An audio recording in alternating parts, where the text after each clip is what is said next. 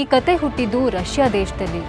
ಇದು ಎಷ್ಟು ಹಳೇದು ಅಂದ್ರೆ ಇದರ ಕಾಲವನ್ನ ನಿಖರವಾಗಿ ಹೇಳುವುದಕ್ಕೆ ಸಾಧ್ಯ ಇಲ್ಲ. ಹಳ್ಳಿಗಳಿಂದ ಹಳ್ಳಿಗೆ, ಕಾಲದಿಂದ ಕಾಲಕ್ಕೆ, ಜನರಿಂದ ಜನರಿಗೆ ಹರಡ್ತಾ ಬಂದ ಕಥೆ. ದೀರ್ಘವಾದ ಚಳಿಗಾಲ ಇರೋ ರಷ್ಯಾದಂತಹ ದೇಶದಲ್ಲಿ ಇಂತಹ ಕಥೆಗಳು ಜನರಿಗೆ ಬೆಚ್ಚಗಿನ ಅನುಭವ ಮತ್ತು ಧೈರ್ಯವನ್ನ ನೀಡ್ತಾ ಇದ್ವು. ವಾಸಲಿಸಾ ಒಬ್ಬ ಅತ್ಯಂತ ಸರಳ ಹುಡುಗಿ. ಅವಳು ಚಿಕ್ಕವಳಿರುವಾಗ್ಲೇ ಅವಳ ತಾಯಿ ತೀವ್ರ ಅನಾರೋಗ್ಯದಿಂದ ಸತ್ತು ಹೋಗ್ತಾಳೆ. ಆದ್ರೆ ಮರಣದ ಮುನ್ನ ತಾಯಿ ವಸಾಲಿಸಾಗೆ ಒಂದು ಪುಟ್ಟ ಗೊಂಬೆಯನ್ನ ಉಡುಗೊರೆಯಾಗಿ ಕೊಡ್ತಾಳೆ. ಹಾಗೂ ಮಗಳಿಗೆ ಒಂದು ಮಾತನ್ನ ಹೇಳಿರ್ತಾಳೆ. ಮಗಳೇ, ನೀನ್ ಯಾವತ್ತಾದ್ರೂ ಒಂಟಿಯಾದಾಗ, ನಿಂಗೆ ಭಯ ಆದಾಗ ಅಥವಾ ಬದುಕಿನ ದಾರಿ ಕಾಣದೆ ಆದಾಗ ಈ ಗೊಂಬೆಗೆ ಸ್ವಲ್ಪ ಊಟ ಕೊಟ್ಟು ಅದರ ಸಲಹೆ ಕೇಳು ಅಂತ ಹೇಳಿರ್ತಾಳೆ. ಮೇಲ್ನೋಟಕ್ಕೆ ಇದೇನೋ ಮಾಯಾಜಾಲದ ಹಾಗೆ ಕಂಡ್ರೂ ರಷ್ಯನ್ ಸಂಸ್ಕೃತಿನಲ್ಲಿ ಈ ಗೊಂಬೆ ಮನುಷ್ಯನ ಮನಸ್ಸಾಕ್ಷಿ ಅಥವಾ ವಿವೇಕದ ಸಂಕೇತ ಅಂತ ಹೇಳಲಾಗತ್ತೆ. ವಸಾಲಿಸಾ ದ ಬ್ಯೂಟಿಫುಲ್ ಈ ಕಥೆನ ಪೂರ್ತಿಯಾಗಿ ಟೇಲ್ಸ್ ವಿತ್ ರಶ್ಮಿ ಯೂಟ್ಯೂಬ್ ಚಾನೆಲ್ನಲ್ಲಿ ಕೇಳಿ.